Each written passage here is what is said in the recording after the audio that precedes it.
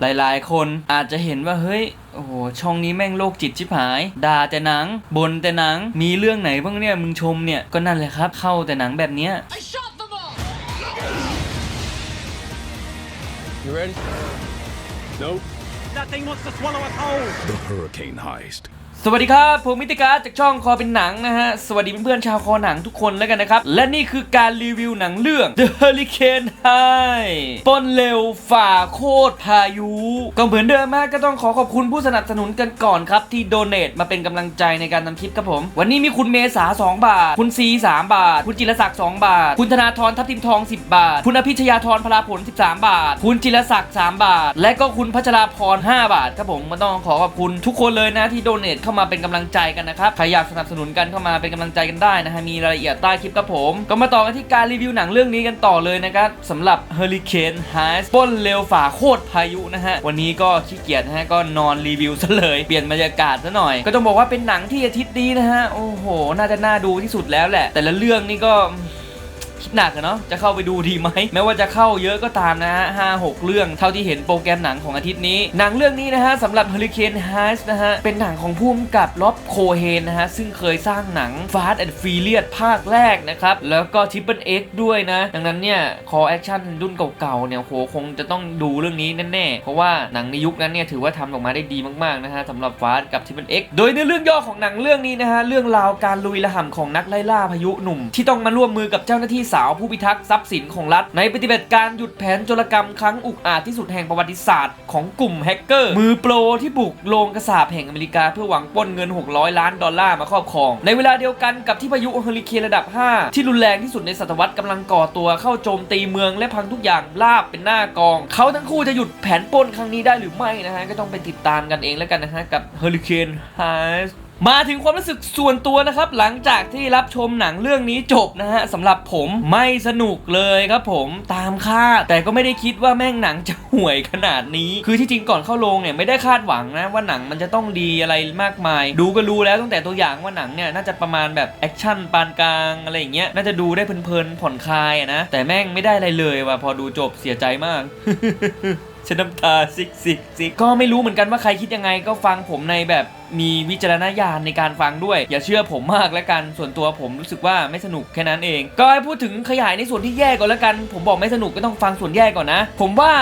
หนังเนี่ยในเรื่องเนี่ยมันไม่สุดสักทางเลยฮะสำหรับหนังเรื่องนี้ไม่ว่าจะเป็นปมตัวละครในเรื่องที่เขาพยายามสร้างมาให้เรารู้ว่าตั้งแต่แรกเฮ้ยตัวละครมีปมหรือว่าพล็อตเรื่องนะฮะที่เกี่ยวกับพายุเฮอริเคนในการปล้นหนังพยายามจะชูจุดตรงเนี้ยให้มันแบบมีอะไรที่แบบแปลกใหม่กว่าหนังปล้นเรื่องอื่นโดยการใส่องค์ประกอบอย่างเฮอริเคนเข้ามาแต่เอาจริงๆแล้วเนี่ยก็แค่เป็นองค์ประกอบเล็กๆในเรื่องที่ทำให้แบบไม่ได้มีความน่าสนใจอะไรมากมายอ่ะดูไปแม่งก็ทำเรื่องเฮอริเคนไม่สุดเรื่องดราม่าก็ไม่สุดในเรื่องแอคชั่นยังไม่สุดอีกจะสังเกตได้ว่าหนังเรื่องนี้มีฉากแอคชั่นมากมายนะที่ทำให้แบบว่าโอ้คอแอคชั่นน่าจะแบบ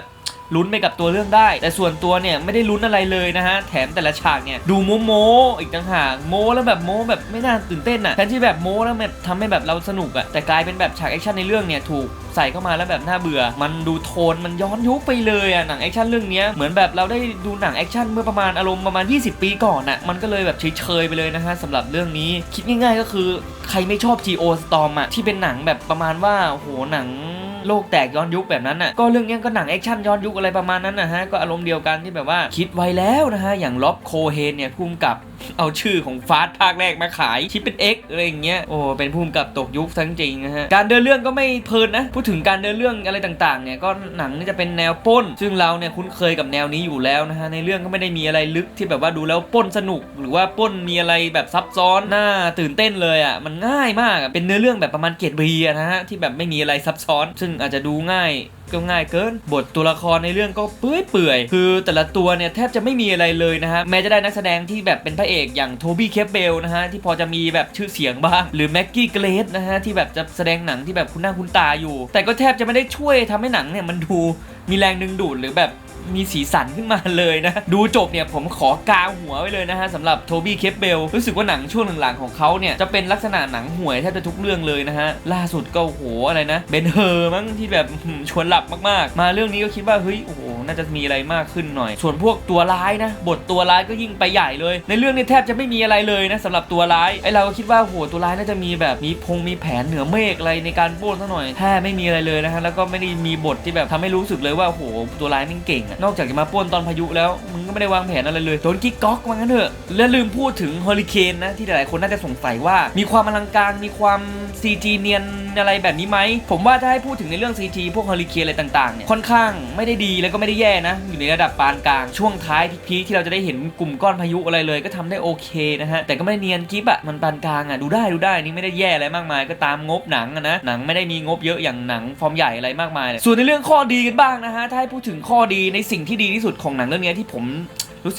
สึกได้เลยก็คือระบบเสียงพายุเสียงฟ้าร้องสนั่นโรงมากๆนะฮะเรื่องนี้รู้สึกว่าแบบได้ฟีลได้อารมณ์กับการที่พายุเฮอริเคนเข้าจริงๆยิงกันทีก็สะใจมากๆนะฮะเสียงปืนอะไรเงี้ยแอคชั่นเนี่ยไม่น่าจะผิดหวังในส่วนของพวกเสียงถึงว่านะฮะหนังเรื่องนี้มีระบบ 4DX ด้วยนะฮะถ้าคนเข้าไปดูในระบบนี้น่าจะได้อรรถรสจากเสียงพวกนี้ได้แบบเต็มสตรีมหน่อยคือได้อารมณ์แหละแล้วก็อื่นๆเลยเนี่ยแทบจะนึกไม่ออกเลยนะสำหรับข้อดีน่าจะช่วงท้ายแล้วกันช่วงท้ายก็พอได้ลุ้นนิดๆหน่อยๆนะสำหรับฉากแอคชั่นอะไรต่างๆนะก็เรื่องนี้ไม่มีอะไรมากเลยจริงๆอ่ะผมขอพูดเลยแล้วกันนะฮะสำหรับผมเนี่ยสรุปเลยว่าผิดหวังอย่างแรงเลยนะที่จริงเนี่ยก่อนเข้าโรงก็อุตส่าห์ปล่อยใจปล่อยตัวให้แบบว่าไม่ได้คิดอะไรไม่ได้มีอคติอะไรกับหนังอยู่แล้วคือกะเข้าไปดูความบันเทิงแล้วก็มันเพลินนะแต่ดูไปแล้วเนี่ยไม่เพลินเลยแถมน่าเบื่อต่างหากโอ้โหชวนหลับซะด้วยนะแต่ผมไม่หลับหรอกแต่ชวนอ่ะพูดง่ายๆเลยว่าหนังเกรด B จ๋านะถ้าลงแผ่นเลยก็ไม่แปลกใจอ่ะเรื่องนี้ถ้าฉายสัก20 ปีก่อนเนี่ยอาจจะเป็นหนังดีเรื่องนึงแต่ในยุคนี้บอกเลยว่าตกยุคครับก็สำหรับผมเอาคะแนนไปเลยแล้วกันนะผมว่าในระดับเรื่องนี้ผมห่วยเลยแหละเอาไปแค่ 3.5 เต็ม10นะฮะคือจะให้ปานกลางก็แบบมันไม่ถึงปานกลางจริงๆอ่ะมันรู้สึกว่ามันเบื่ออึดอัดหน้าเบื่ออะไรแบบไม่สนุกอ่ะอันนี้ก็เป็นความคิดเห็นส่วนตัวล้วนๆเลยนะฮะก็ฟังกันขำๆแล้วกันนะฮะโอ้โหปวดหัวมากเลยช่วงนี้ได้แต่บ่นหนังอยากจะชมหนังเยอะๆเหลือเกินหนังที่เข้าโรงเนี่ยไม่รู้ว่า